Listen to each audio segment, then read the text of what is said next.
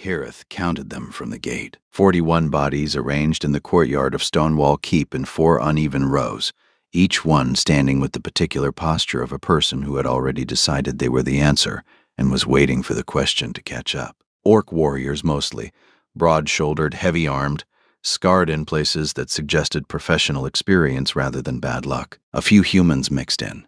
Border veterans by the look of them. Men who had spent enough years fighting orcs that they had absorbed some of their posture. 3 dwarves near the back, short and wide, and radiating the specific energy of people who were tired of being underestimated and had come to settle the matter permanently. The morning air smelled like iron and sweat, and the particular tension that gathers when 41 armed people occupy a space designed for 20. Then the gate opened behind Harith, and he walked in. He was not an impressive entrance. He knew this because he had spent 32 years not being an impressive entrance, and had made peace with the fact somewhere around year 12. He was lean where the others were broad, quiet where they were loud, and he was carrying in his right hand a short sword that had seen better decades, and in his left hand the hand of a 5-year-old boy. Fen walked beside his father with the focused determination of a child who had been told to stay close and had taken the instruction literally. He wore a coat 2 sizes too large, Harith's old one, cut down and restitched, and he held, tucked under his free arm, a wooden horse with 1 ear missing and a name carved into its belly that only Fen could read. The courtyard noticed them, not all at once. The way a room notices something wrong, a ripple starting at the edges, moving inward, heads turning, conversations pausing. The particular silence that happens when a group of serious people encounters something they were not expecting and must decide whether it is funny or threatening. A voice from the second row, orc female, carrying the easy confidence of someone who had won enough fights to find other people's ambitions entertaining. Did someone order a nursemaid? Laughter. The good kind, not cruel, just amused. The kind that invites you to laugh along if you're willing to admit you're the joke. Harith didn't laugh. He didn't respond. He walked Fen to the stone bench beside the courtyard wall, knelt down, and looked at his son's face. "I'm going to be over there for a while," he said. "Stay here. Don't move unless someone is unkind to you." What if someone is unkind to me? Come find me. Fen considered this arrangement. He set the wooden horse on the bench beside him, positioning it with the careful attention of a child establishing a perimeter. Then he looked up at his father. "Win," he said. It was not a request. It was not encouragement. It was the flat, factual instruction of a 5-year-old who had watched his father walk into difficult situations before and had distilled the entire complex machinery of adult anxiety into a single operational directive: win. Harith touched the top of his son's head once. Then he stood and walked toward the registration table without looking back, because looking back would tell Fen that he was worried, and Fen did not need that information. The registration clerk was a young orc woman with ink on her fingers and the expression of someone who had been processing warriors since dawn and had stopped being impressed approximately 40 names ago. Name: Harith Vane. Something shifted in her face, a tightening, the kind that happened when a clerk encountered a name they recognized from a different context. "You're the late addition. I am. Added by Lord Cairden personally. I am. I received a summons." The clerk stamped his name without further comment and gestured toward the courtyard. Harith took his place at the end of the last row, behind everyone where the view was complete and the attention was minimal. From the bench, Fen watched. The wooden horse watched beside him. The first test was not about fighting. Lord Cairden's master-at-arms, a scarred orc named Brenner who moved with the deliberate economy of someone who had survived enough violence to find it tedious, stood at the center of the courtyard and explained the structure. "You are here because Lord Cairden requires a personal guard for his household. Not a soldier, not a weapon. A guardian. The distinction matters.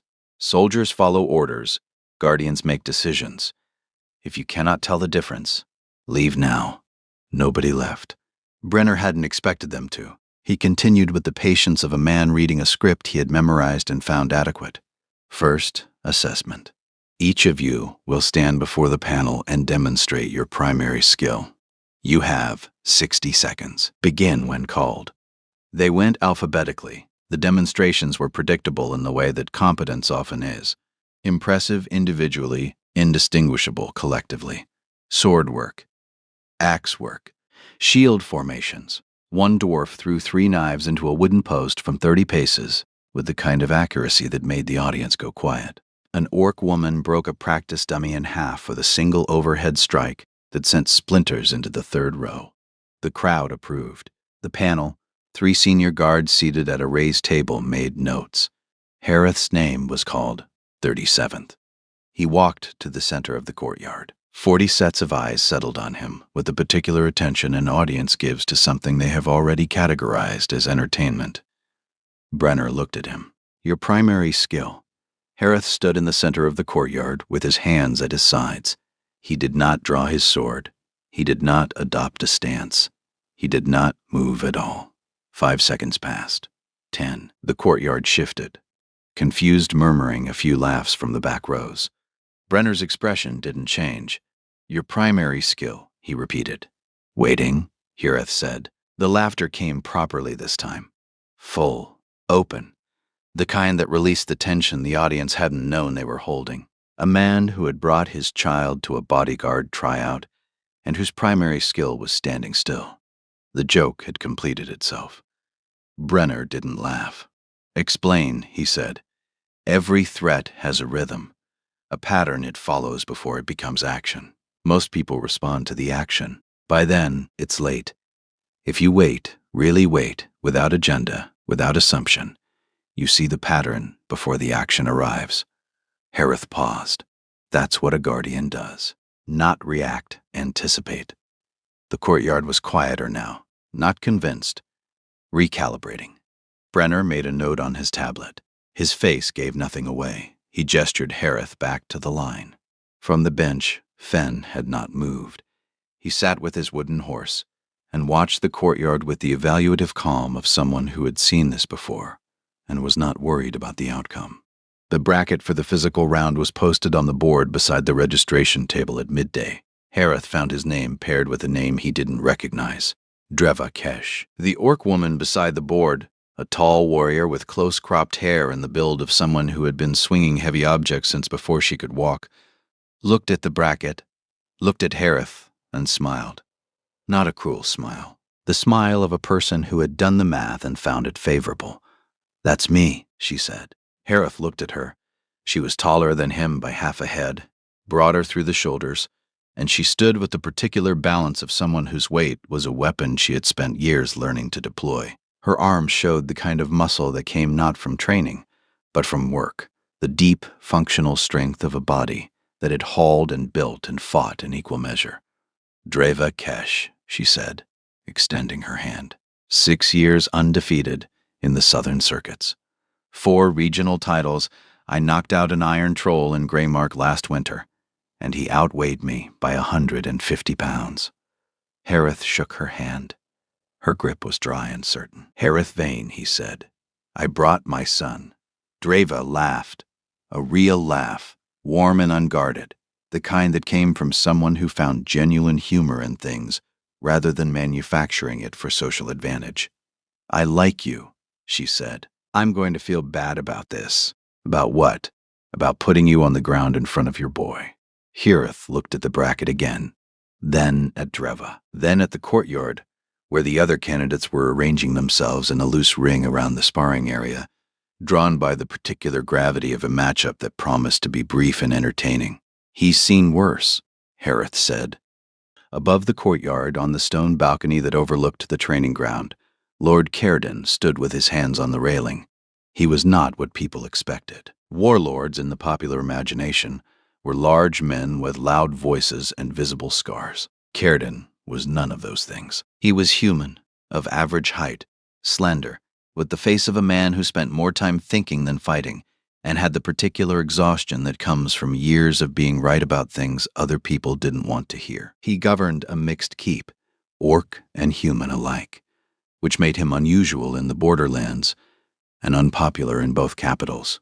His son Terran stood beside him, 7 years old, small for his age, with his mother's dark hair and his father's watchful eyes. Taryn held the balcony railing with both hands and looked down at the courtyard with an expression that was too old for his face. The careful, guarded attention of a child who had learned that crowds contained unpredictable things and that unpredictable things could hurt. "Which one is it?" Taryn asked. Cerdyn looked down at the courtyard, found Harith at the edge of the ring, not warming up, not stretching, not performing the pre-fight rituals that every other candidate had adopted, just standing, watching the space. "The one who isn't moving," Cerdyn said. Taryn studied Harith for a moment. "He's small. He is smaller than her." Taryn pointed at Dreva, who was rolling her shoulders with the easy confidence of someone about to do something she had done many times before. "Much smaller," Cerdyn agreed. "Then why did you ask for him?" Cerdyn looked at his son. The question was genuine.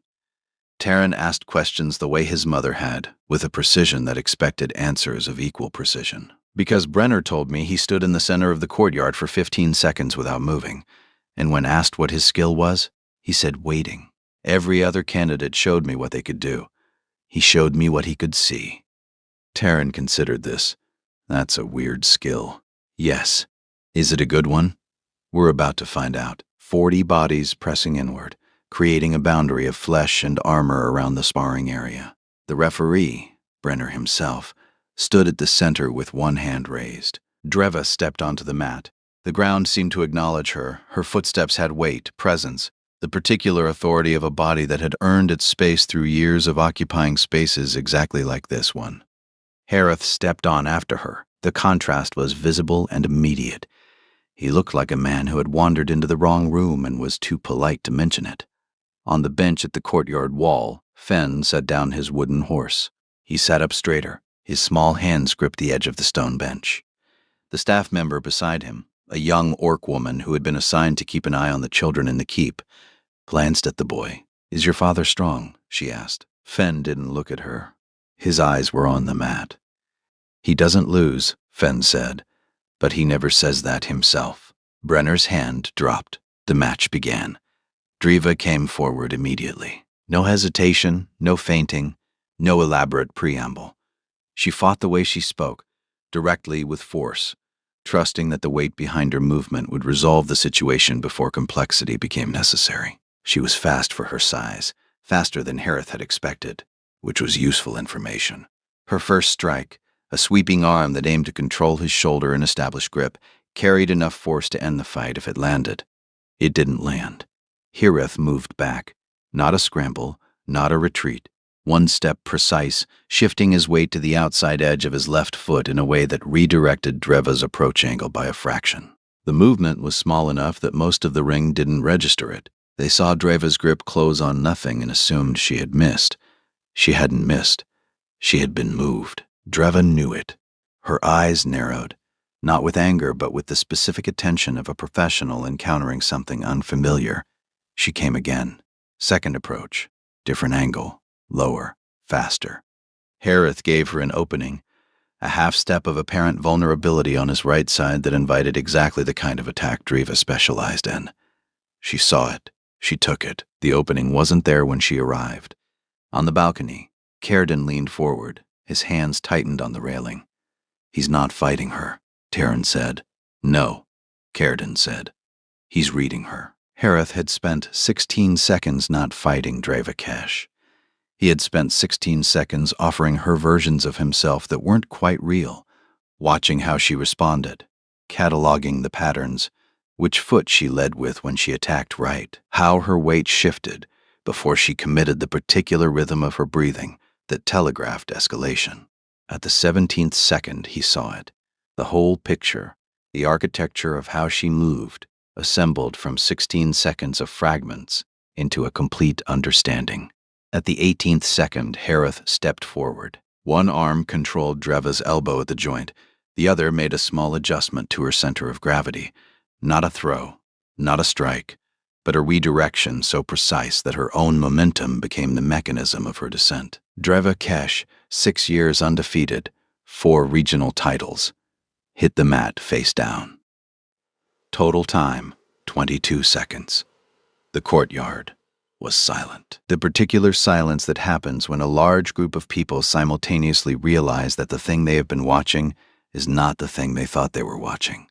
Harith stepped back. His breathing was unchanged. He turned his hands over once, a mechanical check, and looked down at Dreva. She was already pushing herself up. Not injured, her body had been too well trained to sustain damage from a controlled descent. But she was still for a moment, palms flat on the mat, processing. Then Harith did something none of the 40 remaining candidates expected. He extended his hand. Dreva looked at it, looked up at his face. The expression she found there was not triumph, not condescension, not the manufactured graciousness of a winner performing humility. It was the expression of one professional acknowledging another, the simple recognition that what had just happened on the mat was a conversation between two competent people, and one of them had happened to finish the sentence. She took his hand. He pulled her up. She was heavier than him by 40 pounds, and he absorbed the weight without shifting his stance. They stood face to face for a moment. The courtyard held its breath. "You're trained," Dreva said. "Not a question." "Everyone's trained," Harith said. "I just listened." Dreva studied him. Whatever she found in his face completed some calculation she had been running since her back hit the mat. "I've been fighting for 12 years, she said. "Nobody has read me in 16 seconds. It was 17. The corner of Dreva's mouth moved. Not quite a smile. The place where a smile would be if smiles were something she distributed freely. She nodded once, a short, decisive movement that carried more weight than any words could have, and walked off the mat. On the bench, Fen picked up his wooden horse. He held it against his chest and breathed out slowly the long exhale of a child who had been holding something in and could now release it because the outcome matched the expectation. On the balcony, Lord Cairden straightened. He looked at Taryn. "Bring me the boy," he said. Taryn blinked. "Which boy?" "The small one, on the bench, with the horse." Fen was escorted to the balcony by the young staff member, who looked considerably more nervous about the summons than Fen did. Fen climbed the stairs with the wooden horse under one arm, surveyed the balcony with the evaluative focus of a child who took new environments seriously, and stopped 3 feet from Lord Cairden. They regarded each other. Cairden crouched to Fen's eye level, slowly, with the care of a man whose knees had opinions about sudden movement. He looked at the boy's face with the same attention he gave to tactical reports. "What's your name?" "Fen." "Fen what?" "Fen Vane." Cairden nodded at the wooden horse. "Who's that?" Fen held up the horse. "Bracken. He lost an ear in a storm. I carved him a new one, but it fell off." "Is your father strong, Fen?" Fen looked at the courtyard below, where Harith was walking back toward the bench, unaware that his son was no longer on it. "He doesn't lose," Fen said, "but he never says that himself. He says winning isn't important, but he always does it anyway." Cairden studied the boy, 5 years old, serious as a judge, holding a one-eared horse, delivering assessments with the precision of someone 3 times his age. He looked up at the staff member. "Bring the father."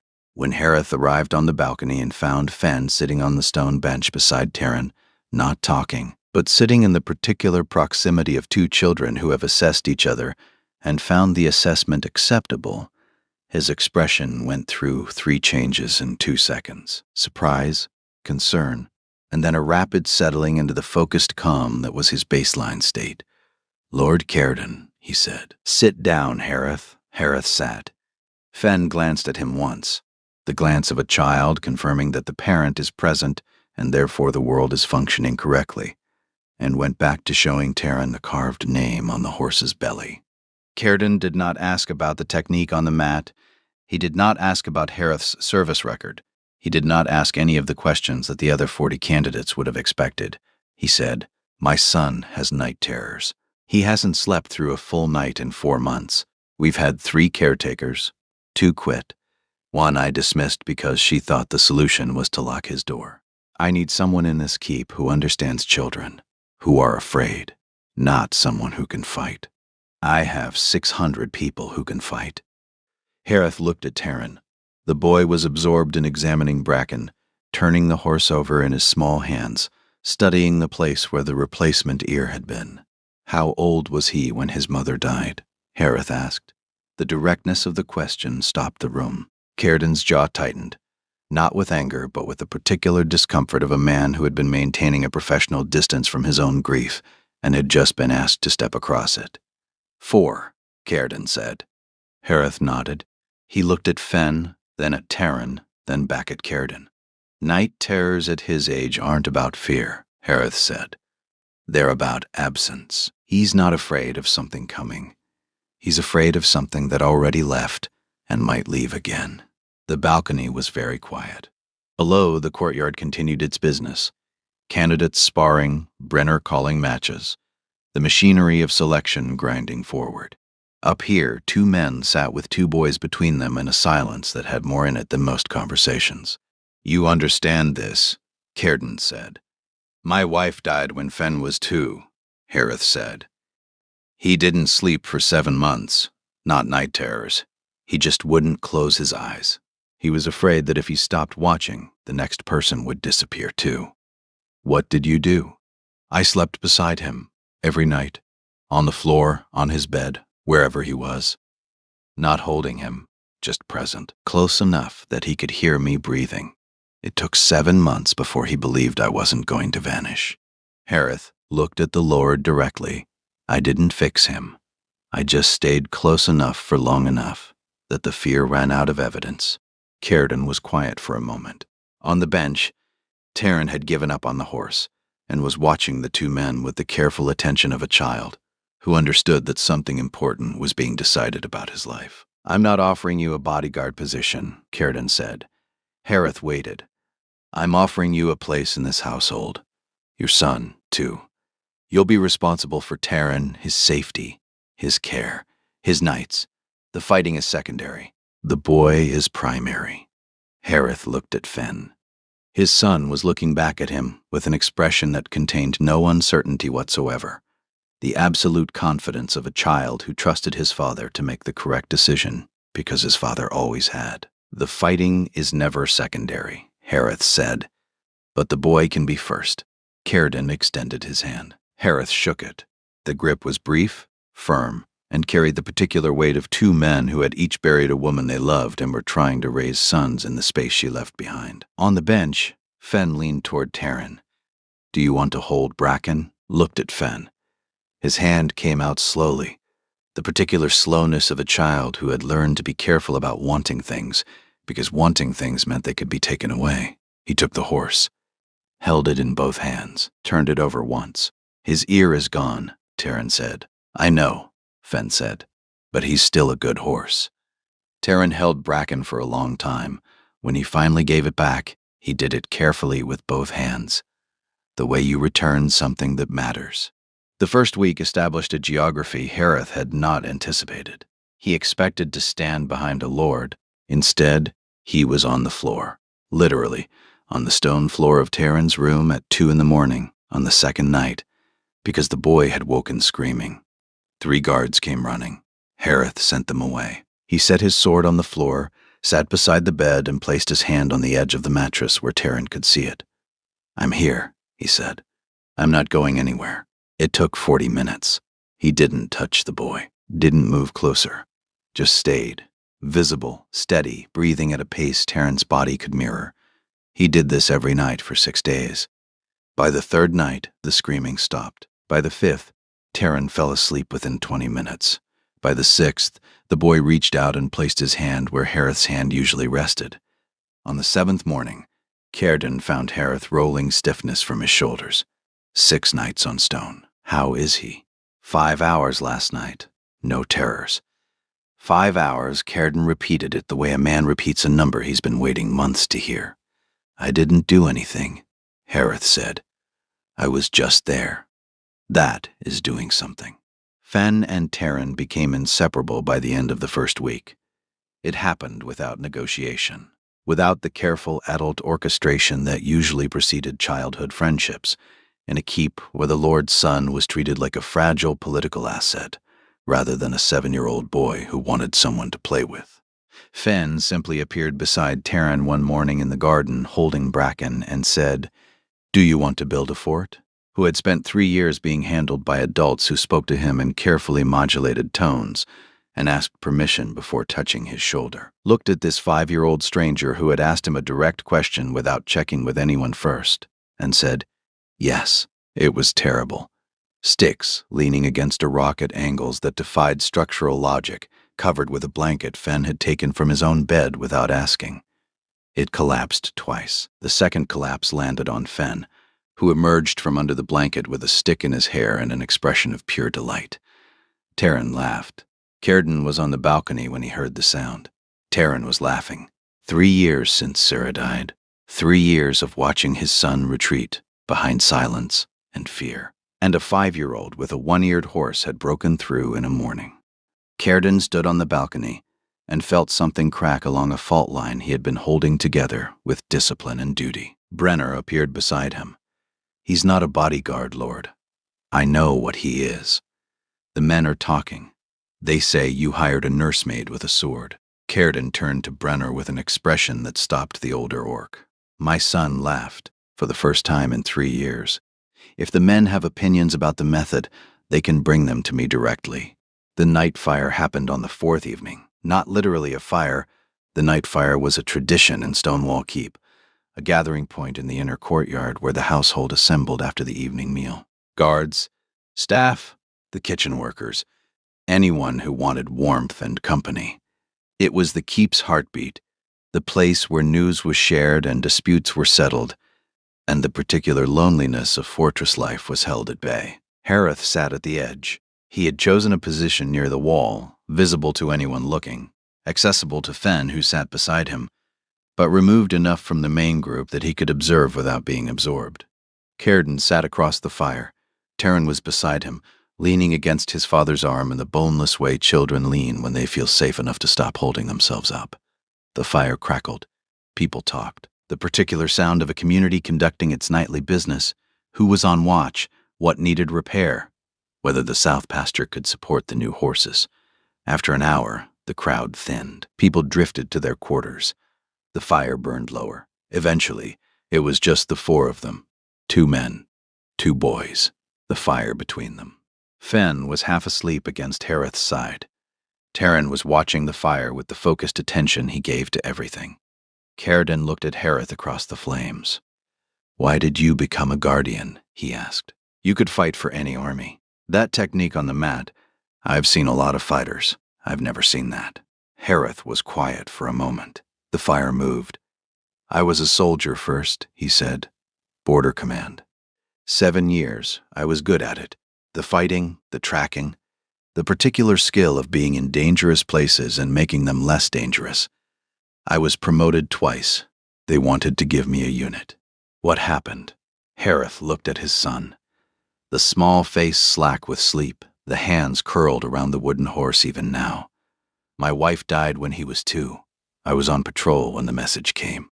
40 miles out. I ran the horse to exhaustion and walked the last 8 miles. The fire cracked. A log shifted. By the time I arrived, she had been dead for 6 hours. The neighbors had taken Fen. He was sitting in a stranger's kitchen, holding bracken, and he wasn't crying. He was just still. The kind of still that a child becomes when the thing they're feeling is too large for their body to process. I picked him up, and he held on to me, and he didn't let go for 3 days. Not sleeping, not eating, not crying, just holding. And I understood in those 3 days that I had been doing the wrong work. Wrong how? Soldiers kill. That's the function. You train to damage, to destroy, to remove threats.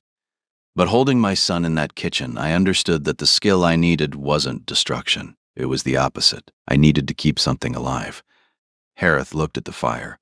So I left the army. Retrained. Learned to protect instead of attack. Learned that the hardest part of keeping someone safe isn't fighting the threat. It's being still enough that the person you're protecting can feel the ground under their feet. Cairden was quiet for a long time. The fire had burned down to coals, orange and pulsing, giving off more heat than light. "My wife's name was Sarah," Cairden said. Harith waited. "She died in childbirth, not Taryn. A second child. The child didn't survive either.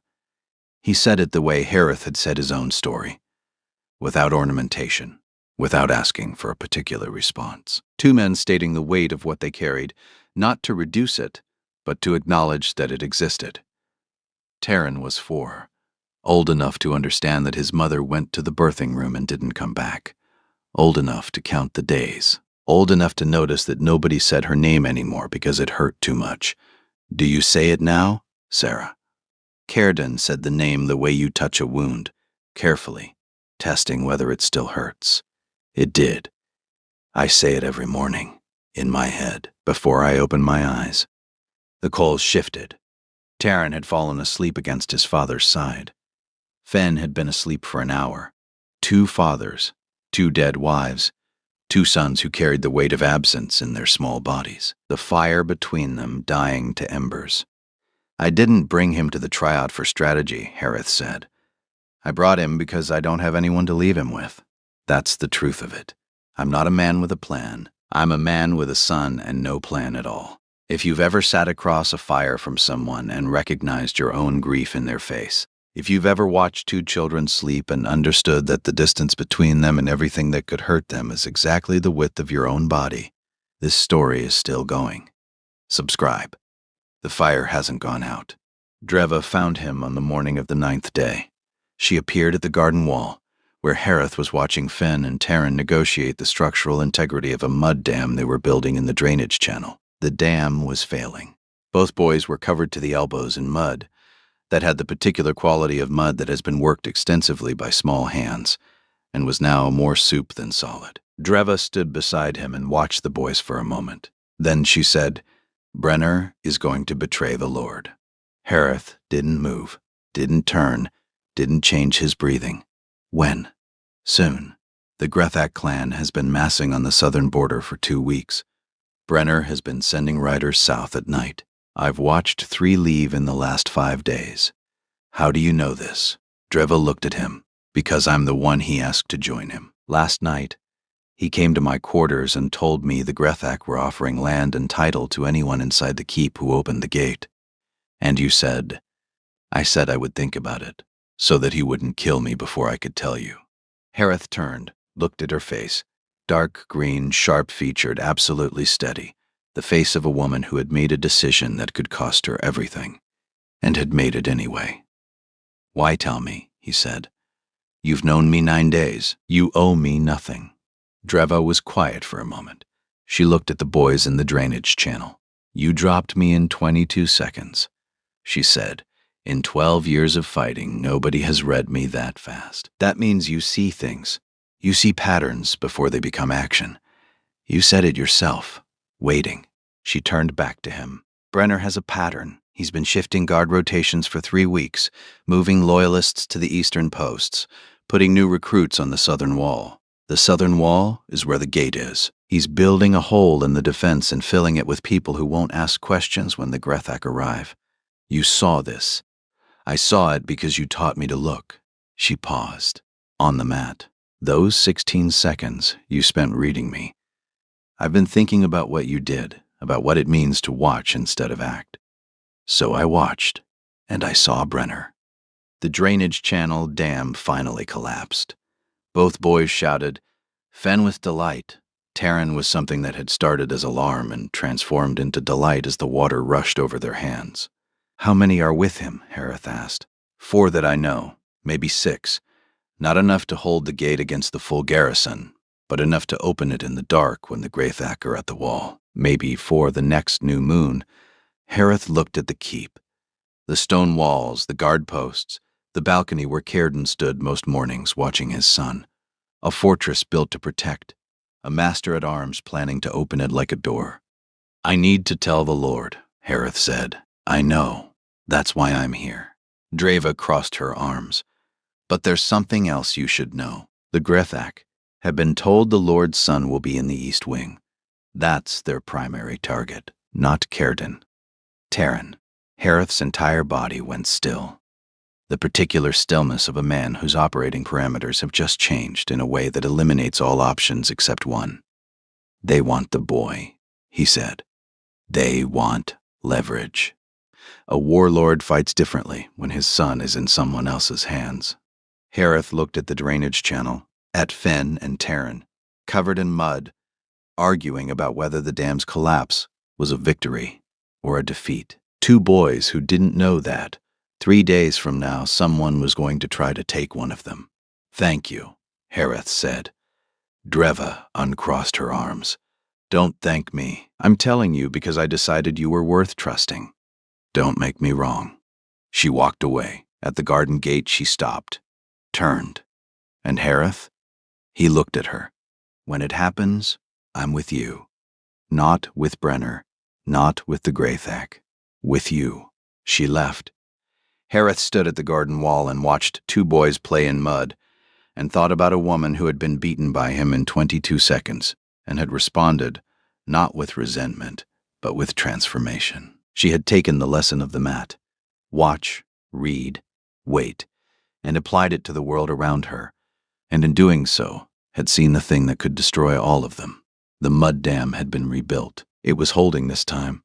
Both boys sat back and admired their work, with the satisfaction of engineers who had solved a difficult problem. Harith wished for one absurd moment that the world's problems could be solved with mud and sticks and the focused attention of children who hadn't yet learned that some things couldn't be fixed. Then he went to find Lord Cairden. Cairden listened without interrupting. That was the first thing Harith noticed: the Lord's capacity for silence. Most men in positions of power interrupted because they believed their reaction was part of the information. Cairden understood that his reaction was irrelevant until the information was complete. They were in the Lord's study, a small room off the main hall, with stone walls and a single window facing north. The window gave a view of the southern wall, the wall where Brenner had been positioning his people for 3 weeks. When Harith finished, Cairden was quiet for a long time. He stood at the window with his back to the room, looking at the wall he had trusted for 12 years, manned by a man he had trusted for longer. "How certain are you?" Cairden asked. "Dreva is certain. I trust her assessment. You trust a woman you fought 9 days ago. I trust a woman who came to me instead of joining the betrayal.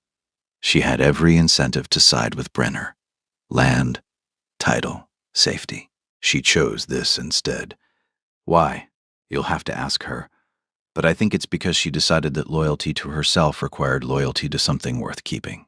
Cairden turned from the window. His face held the expression of a man performing the particular calculus of leadership, not what was right, but what was survivable.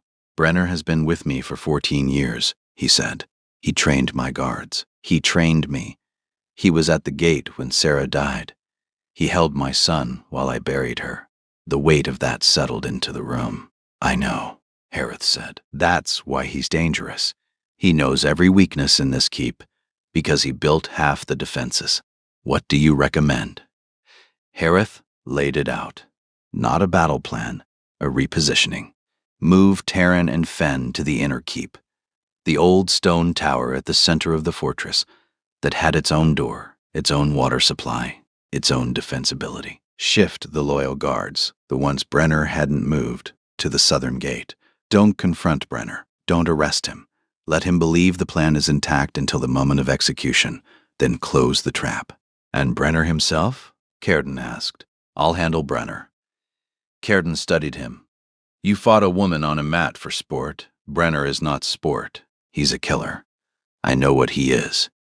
Do you? Because Brenner fought in the Ashwood campaign. He killed 37 people in close combat.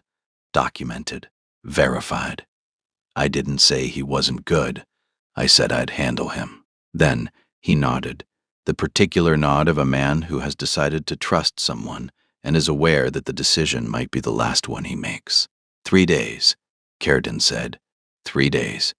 The days between knowing and acting were the worst kind.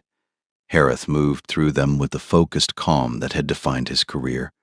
Not the calm of someone unafraid, but the calm of someone who had located the fear, measured it, and filled it under the category of things that existed but did not get a vote. He adjusted the boys' routine without explaining why. Fen and Taryn now slept in the inner tower, a room high enough that the window showed sky instead of courtyard. Harith told them it was an adventure, a fort within a fort, the real kind, with stone walls and a door that locked from the inside. Fen, who had his father's instinct for deception, looked at Harith with an expression that said he knew something was wrong and was choosing not to ask, because asking would mean confirming it. Taryn, who had spent 3 years learning that the adults around him sometimes rearranged the world without explanation, accepted the move with the quiet compliance that broke Harith's heart every time he saw it. The boys adapted. They built a smaller fort inside the tower room, using blankets and chairs, and Bracken stood guard at the entrance with the stern authority of a one-eared horse who took his duties seriously. On the second day, Harith found Dreva in the training yard. She was working the practice post with a controlled fury that sent chips of wood flying with each strike. He asked me again, she said without stopping. Last night. Wanted to know if I'd made my decision. What did you tell him? I told him I was in. She drove the blade into the post and left it there.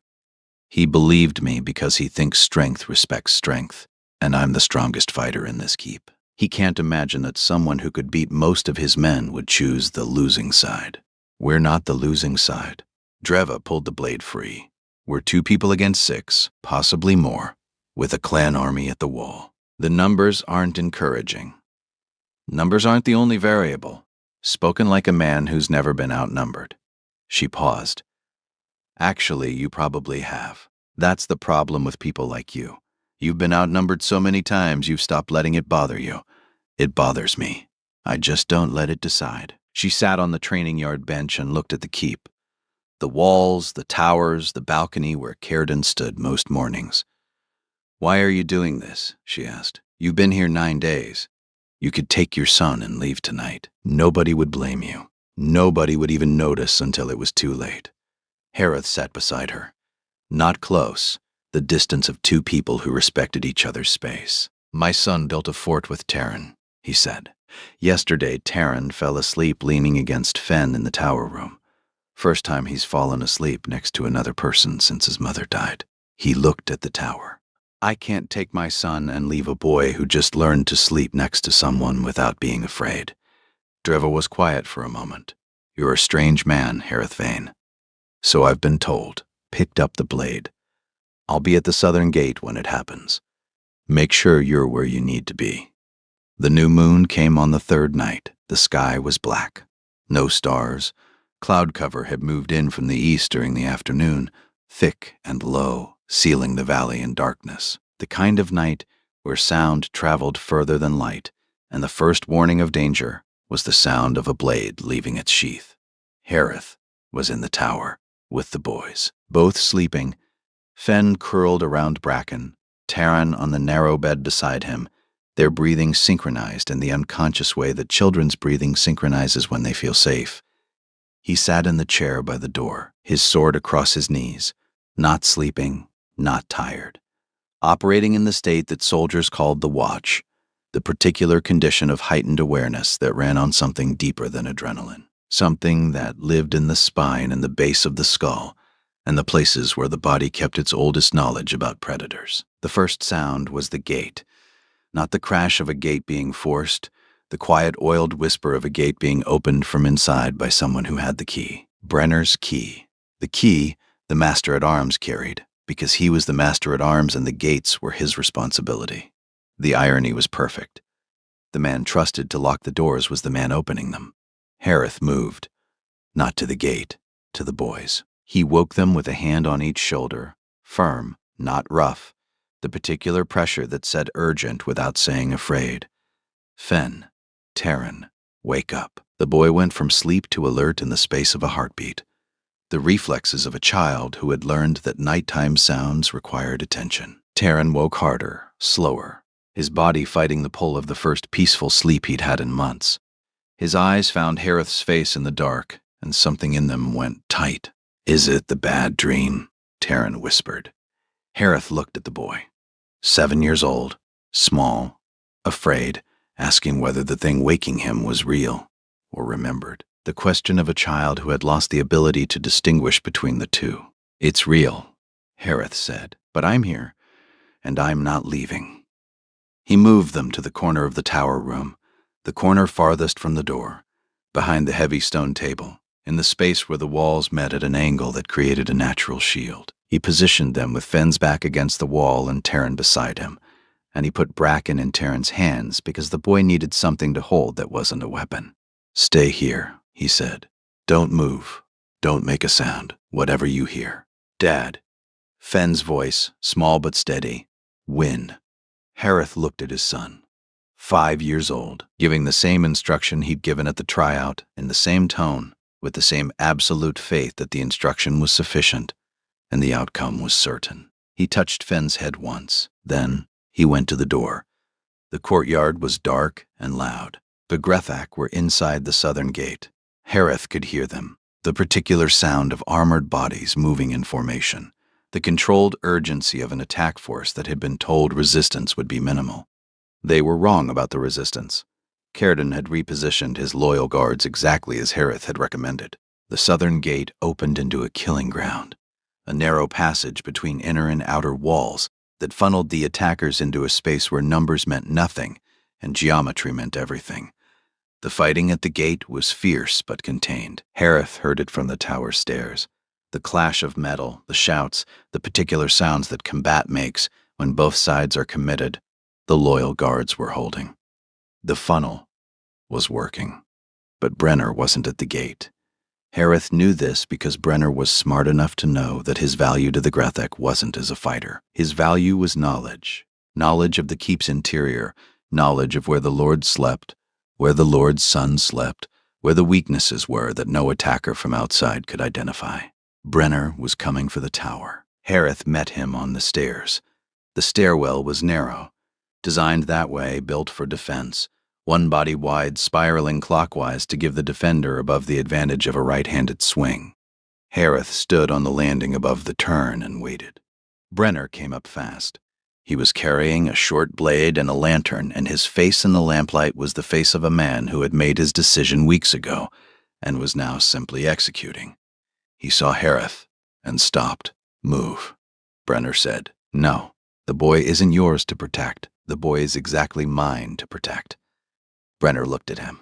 The master-at-arms was taller, heavier, and had 14 years of combat experience inside this specific keep. He knew every stone of these stairs, every angle, every blind spot. "I trained every guard in this fortress," Brenner said. "I know every technique they use because I taught them. You think a man who stood still on a mat for 16 seconds can stop me?" 22 seconds, Harith said, and I wasn't standing still. I was listening. The fight on the stairwell lasted longer than the mat, not because Brenner was better than Dreva, but because the space was confined, and Brenner fought with the desperate efficiency of a man who understood that failure meant death, not defeat. Harith gave ground deliberately, not retreating, drawing Brenner upward, away from the turn, into the straight section of the stairwell where the defensive advantage disappeared, and the fight became a pure contest of skill and will. Brenner was strong. Brenner was fast. Brenner had 14 years of knowing this keep in his bones. But Brenner fought the way he had always fought, with the patterns he had practiced for a lifetime, the combinations that had worked against every opponent, because every opponent had been trained by him. Harith had not been trained by him. Harith had been trained by 16 seconds of watching Dreva Kesh, by 7 years of border combat, by a lifetime of learning that the most dangerous thing in any fight was the assumption that you knew what the other person would do. Brenner made his assumption at the 11th second, a commitment to a thrust that relied on Harith being where every other fighter would have been. Harith wasn't there. The disarm was clean. The restraint was controlled. Brenner hit the stairs hard, but conscious, his blade 3 feet away, his arms locked behind him in a hold that Harith had learned in a border camp from a man who believed that killing was a failure of imagination. "It's over," Harith said. Brenner lay on the stone stairs and breathed. "He would have given you a title," Brenner said. "Land, men, everything the Grethak promised. I don't want a title. Then what do you want? 2 boys sleeping safely in a tower room. That's all I've ever wanted." Brenner was quiet. Then something in his face collapsed. Not a dramatic crumbling, but a subsidence, the slow settling of a structure that had been undermined from within. "I lost my family in the Ashwood," Brenner said. "Everything. The campaign took everything. 14 years I've served Círdan, and not once has he asked me what I lost. Harith looked at the man on the stairs. 14 years of loyal service, built on a foundation of unacknowledged grief. A man who had served faithfully until the faithfulness cracked because no one had ever looked at the crack. That doesn't justify this, Harith said. No, Brenner agreed. It doesn't. Brenner was taken without resistance. Harith climbed the remaining stairs to the tower room, opened the door, 2 boys behind the stone table, Fen holding Taryn's hand, Taryn holding Bracken, both awake, both silent, both looking at the door with the shared expression of children who had been told to wait and had waited. It's done, Harith said. Fen released Taryn's hand. Taryn didn't release Bracken. Harith sat down on the floor beside them, stone cold, familiar. He put one arm around Fen and the other around Taryn, and the boys folded into him with the particular weight of children who have been holding themselves together and can now stop. They sat like that until the sounds from the courtyard stopped, until the shouting became orders, and the orders became movement, and the movement became the particular organized quiet that follows the end of a fight. The cloud cover broke around 4 in the morning. A strip of sky appeared above the tower window, dark blue with 3 stars visible through the gap. Taryn, still held against Harith's side, looked up at the stars. Is it always like this? He asked. Like what? Being afraid and then being safe. Harith was quiet for a moment. Yes, that's pretty much what it's like. Do you get used to it, but you learn that the safe part comes every time. Taryn absorbed this. He held Bracken tighter and watched the stars through the gap in the clouds. Fen was already asleep. Morning came the way mornings come after violence, too bright, too normal, offensively indifferent to what had happened in the dark. The courtyard was being cleaned, blood on the stones, broken weapons collected. The southern gate, which had been opened by a man who had sworn to keep it closed, now stood shut and rebarred with fresh timber. The Grethak had been repelled, 11 killed, 23 captured, the rest scattered into the hills. Círdan's losses were 3 guards wounded, none dead. Brenner was in the cells beneath the east tower. He had not spoken since being taken from the stairwell. Harith stood in the courtyard and watched the cleanup with the particular detachment that followed combat. The body still running on operational chemistry, the mind beginning the slow process of catching up to what the body had already done. His left shoulder ached, not from Brenner, from the stairwell wall where he'd taken an impact during the 4th second of the fight. Nothing structural. It would heal. Things usually did. Fen was beside him, holding Bracken, watching the courtyard with the evaluative calm he brought to everything. He had not asked questions about the night. He had not cried. He had done what his father told him. Stayed, waited, held Taryn's hand. And now he was standing in the morning light, processing the distance between what had happened and what would happen next. Dad, yes? Is Taryn okay? Harith looked across the courtyard. Taryn was on the balcony with his father. Círdan had one hand on the boy's shoulder, not gripping, resting. The weight of a hand that needed to confirm the thing beneath it was still there. He's okay, Harith said. Can we go see him? In a bit. His father needs him right now. Harith looked down at his son.